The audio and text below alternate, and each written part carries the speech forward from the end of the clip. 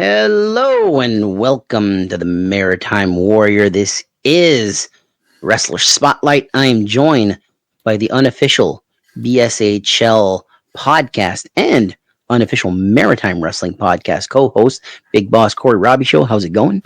What's going on, man? Good. The Maritime Wrestling podcast has been going really well. Really well. We got some guests coming. And well, by the time this airs, we'll already have those guests. So let's not talk about those because it'll be old news. So we're doing something a little bit different here. So me and Corey are going to talk about the Attitude Era. No script, nothing. Just me and Corey having a conversation about one of the greatest eras in professional wrestling. So to start off, what would be your first memory of the Attitude? Like, where did the Attitude Era start for you? Oh, man. So to put it into context, when the Attitude Era started for me, I would have been like 13, 14 years old. 1998, 99, somewhere in that neighborhood for me. So it would have started at 4 o'clock in the afternoon on a Tuesday. Yep. When TSN aired Monday Night Raw. It was 5 o'clock, right? Yeah, maybe it was 5 o'clock. I don't know. I know it was Tuesday afternoon. It's probably 5 because you're a weirdo with a memory like that. Yeah. I remember coming home from school and watching it the next day. I'd never watch it at night. It's cool that they did that, though. Like, I really enjoyed that. I feel like that was like a leftover remnant of the previous eras of child-friendly wrestling, and they didn't really realize what they were getting themselves into because that stopped eventually. For me, it started with Stone Cold. The Stone Cold McMahon stuff. I really feel like the Attitude Era started the day after Survivor Series Montreal. In my heart, that's when McMahon cut that video, that was the beginning. Yeah, we didn't realize it then, but that's what would lead to the Attitude Era. So for me, if I have to hallmark what's the beginning of the Attitude Era, for a lot of people, they're going to say it's King of the Ring, Stone Cold Steve Austin, Austin 316, that whole line. For me, it was Bret Screwed Bret. To me, I don't know if I'd say Montreal, but I will say 97. I don't think it's Austin 316 says I just whipped your ass, because they point that as the start of the Attitude Era. Austin did a lot of nothing going forward from that. Yeah. Like, Austin really hit a stride with the feud with Bret at Survivor Series. But I look at 97, like, just picture this. Like, 97 is one of my favorite years in wrestling. How Everybody's old were you? Pissed off. 97, I would have been 9 years old. Okay. So everybody's pissed off. Everybody wants the belt. Bret Hart is turning. He's a babyface in Canada. He's a heel in the States. He says how the States looks like one big toilet bowl. You know, just all that. And then you got Degeneration X. And we're really getting into this raunchy stuff. You got to think of the times. Jerry Springer, Howard Stern, trash TV, you know, that's where South Park was starting to become a big thing. We're getting into this very raunchy era in pop culture. Yeah. And I always look at 97 as the launching point, but I think the peak of the Attitude Era to me would be 99. Like, that's when everything, like, McMahon's a fully fleshed out character. Stone Cold's the greatest thing that ever lived. The Rock is coming into his own. Mick Foley is still around. Triple H is becoming a main eventer.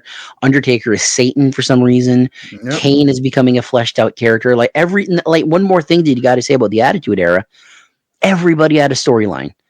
Mid card, opening card, like Crash Holly made a living chasing a hardcore title, a broken up Winged Eagle belt. So what are some of your favorite moments from the Attitude Era? Oh, man. All of those DX skits, DX invading WCW for me always sticks out. But it was the comedy for me. And seeing the crossover of WWF into regular entertainment. I was a little too young for it, so I enjoyed this more as an adult, and a lot of it's on YouTube. But Stone Cold going on Howard Stern. Gold Dust going on Howard Stern with the stutter, which is a little post-Attitude, but like it still kind of rolls into that. Like, they weren't fully PG-13 yet at that point, in my opinion. So that's like really, really late Attitude or slightly post-Attitude. you're going to hear a lot of weird terms here. Pre-attitude, the heart of attitude, a little post-attitude.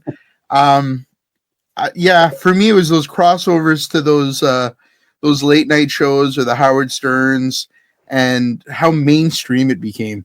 Man, but those skits were everything for me. And you frequently say it. We'll never see that time again because everything's been done. And when you have to have, what was it? Hot lesbian action. That's when you know you've hit the bottom of the barrel. Yeah. That is one thing that I've told Corey 1,000 times. Like there's a lot of positives about the Attitude Era. There's also a lot of negatives because you threw everything at the wall to see what sticks. Hardcore. We've had crucifixions. We had Undertaker slicing open his wrist so that Midian could drink his blood. Just bloodbaths by Gangrel. Like Mark Henry being seduced by a man in drag. Just Mae everything Young's, was done. Mae Young Giving birth to a hand. What are some of the matches that you remember from the Attitude Era? Like just some of those, because I'm a product of old school, the golden era, Ultimate Warrior, Randy Savage, and that is my favorite era, but it's tied with the Attitude Era because the Attitude Era it was really the peak of professional wrestling. I don't think it'll ever get that popular again. No matter what they say on TV now, it'll never get that popular again. The thing is that right now it's so popular worldwide. Yeah. It's a worldwide product, so there's more eyes on the product now than there was then. But as far as popularity in Canada and the United States only, no, I don't think it'll ever hit that peak again. But you can't argue with the fact that now you see, WrestleMania is this insane thing coming up every year, and they're going to be booking this massive venue.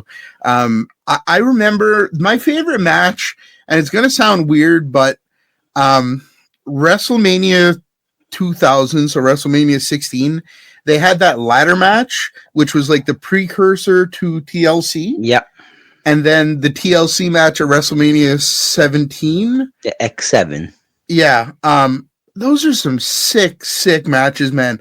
The spots that those guys did, like it's very spotty, but it flowed as well.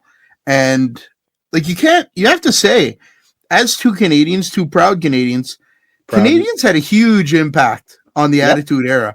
You mentioned Bret Hart leading into it, but Jericho, Edge, Christian, even, a little New Brunswicker was in those. Kurgan had a weird role in the Attitude Era, but he was in there during core Attitude Era. Yep. He was there from 97 to 99. And as soon as he leaves WWF, straight to the Maritimes, has his last big run from like 99 to like 2001, 2002 between Grand Prix and Real Action Wrestling. But you mentioned the ladder matches and the TLC matches because that's where I was going to go to. There's a generation of kids and wrestlers that looked at that and said, that is incredible. Yeah. Like the moves that they did, like hanging off the belt and Edge spears Jeff Hardy, like that. Those are moments burned into your retina forever. It's also a period where DVDs are starting to roll out, and they're very affordable. And accessible. VHS wrestling wasn't always that accessible for us in Eastern Canada, but suddenly back then, Future Shop is carrying all of these WWF DVDs. Yeah. So you're able to get these compilations on the Hardys and different things, and that was huge for me too. Yeah, absolutely. Like I was a huge Hardy Boys fan. Same. Like before, like Austin and Rock, they were like the main event guys, but I was a Hardy Boys guy.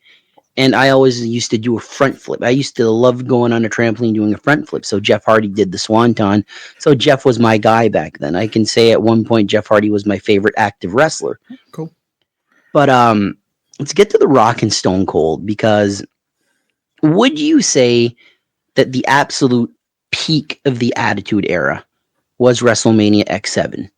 Because it seems like going into WrestleMania 17, there's the My Way music video with The Rock and Stone Cold, which is the greatest No, yeah. music video, like the hype video, I guess you could say, ever. And it really, like, you watch that and you're like, I have no fucking clue who's going to win this. So, It's hard to argue with you there. yeah. I will say that. And it's not only that, that card, when people ask me what's your favorite, and I always say WrestleMania 17, that card was stacked, man. I can't remember exactly who it was. Wasn't Triple H in something with The Undertaker for that? Undertaker and Triple H, yep. It was their first match of 3 at WrestleMania. And wasn't it like Benoit Jericho or something? Was it Benoit Jericho? Let me pull it up here.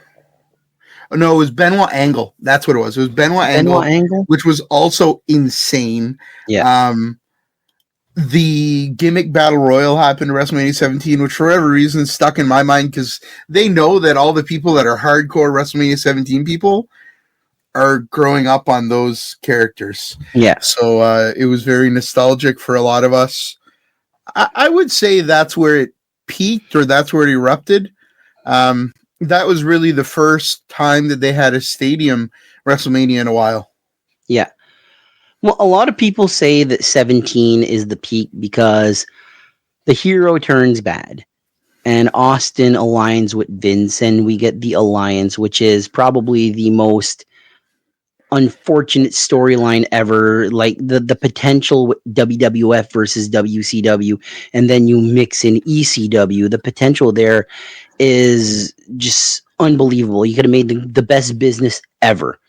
And it's squandered because a lot of the big names have guaranteed money and they want to stay at home and they don't want to work. And, you know, your top 2 stars are Booker T and Diamond Dallas Page. And, you know, Diamond Dallas Page is treated like a jabron. And Booker T, he does well, but it takes a while for him to get to the main event again and all that. So, you know, thoughts on Austin turning heel? Like that, I think that's one of the biggest mistakes ever. I think it's a big mistake, but it also led to some great vignettes. Oh, absolutely. The comedy with him and Kurt Angle. Oh my God. Angle. I was going exactly there. Angle was hilarious and probably made his career during that period, showing that he wasn't just an amateur wrestler. Yeah. Turned very talented pro wrestler. He had a lot of character too. I don't know if it's, yeah. I mean, when he aligned with WCW, there's a lot of weird times. Let's not forget that at that point, Stone Cold's kind of hitting the tail end. He's got a lot of injuries. He's not in great shape. So that was a factor too, because that charisma and that there's just something that Austin had. A lot of people, when they list their top 5s, top 10s, they don't talk about how high Austin should be, but he was a good worker for his style of wrestling. He's not going to be your 5-star match every night guy because he didn't have to be. We talk about that sometimes. All the time we talk about that. He played to his character, and he was this beat the crap out of you, stomp a mud hole in you guy, and it worked better than anything's ever worked, in my opinion. I think that working towards your character is something that a lot of wrestlers nowadays should do. And maybe it's just the times have changed and I'm behind the times. But to me, a good character, if you already have the crowd and you don't have to put in a 30-minute match to get, like I've said this about the Ultimate Warrior, ran to the ring, shakes the ropes, have a 3-minute match. When the time was right, he could get in there with Hogan, with Savage, with Rude, with Ric Flair and have great matches. But he didn't have to do that every night. Same with Hogan and same with Austin, same with Rock. But the Attitude Era sort of had these main events that were like, what's the word I'm looking for? They were very busy in their booking. Mm-hmm. Like there was a lot of interference and this guy comes out and this guy and false finish here, false finish there. And it seemed like every main event was that.